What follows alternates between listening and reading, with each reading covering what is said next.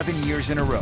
Wednesday brings drier skies, and we start with our Dixie Tech camera in Washington County. I would argue this is the best view of St. George, and you can see that mix of sun and clouds out there. Drier conditions, temperatures running near average. It gave us those great views of the storms moving through yesterday, and today it's all sunshine, but it's a brief break, folks. We've got changes on the way. Seasonal temperatures out there really statewide, but wet weather does make a return with a quick disturbance. I'll give you the impacts and the timing on that, and if you're making plans for your weekend, we'll take a look at the best days because we know an active pattern wants to settle in. Park City view here really pretty as we look towards the mountain. The area picked up 2 inches of snow yesterday with those unsettled showers in the valleys. We did see some thunderstorms, but our mountains, well, they did pretty well. 10 inches at Alta and Brighton, so Big and Little Cottonwood Canyon performing. Half a foot at Solitude and at Bryan Head down there in southern Utah, looking pretty good. Measuring snowpack for the final time April 1st, just a few days away here. There's our next system. It looks like a cloud storm right now, but we know it brings the potential for wet weather. In the last couple of hours, we've watched as those clouds have tracked towards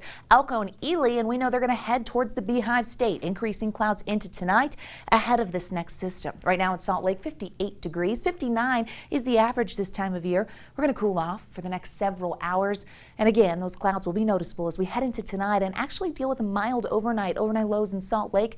Low 40s. This area of low pressure coming in from the Pacific Northwest, bringing the potential again for that mountain snow and valley rain. We're not expecting the type of totals we saw yesterday, though. This would be a quick clip.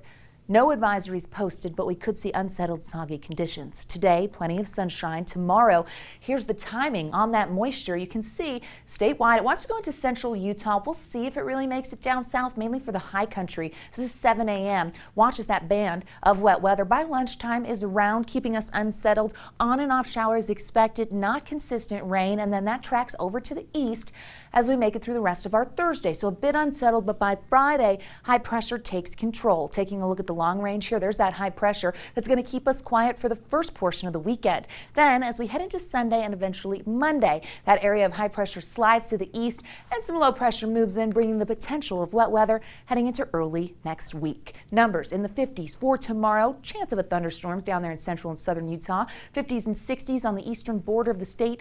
Low 70s in St. George, just slightly above the norm, but the warming trend continues in Washington County to the 80s by Saturday. We do have a chance of that wet weather on Monday. It's a better shot in the north, but the model's not totally agreeing on that system. So let's just enjoy Friday and Saturday where those temperatures will climb into the low to mid 60s.